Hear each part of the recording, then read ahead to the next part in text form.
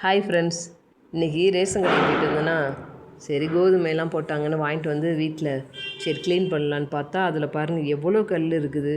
5 kilo கோதுமையில் அரை kilo கல் இருக்கும் போல், அந்த அளவு. இது எப்படி க்ளீன் பண்ணணுன்னா, நீங்கள் சொலகுல அந்த இதில் முரத்தில் புடைச்சாலும் இது போகாது. அதனால் சல்லடை மாதிரி ஒன்று வாங்கி வச்சுட்டு அதில் கோதுமையை போட்டு இப்படி பண்ணிங்கன்னா சலிச்சிங்கன்னா அதிலே பாதி இந்த மாதிரி துகள்லாம் வந்துடும். இந்த சல்லடையில் இது மாதிரி க்ளீன் பண்ணுங்கள், நல்லா சுத்தமாகவும் இருக்கும். அந்த அரை அரையாக இருக்கும் கோதுமை உடஞ்சி அதெல்லாம் தனியாக வந்துடும். இது மாதிரி கல்லெல்லாம் பொறுக்கி ஈஸியாக நம்ம எடுக்கலாம். நீங்கள் கொஞ்சம் கொஞ்சமாக இது மாதிரி போட்டு பார்த்தீங்கன்னா அந்த கல்லெல்லாம் ஈஸியாக எடுக்கலாம், ரிமூவ் பண்ணலாம்.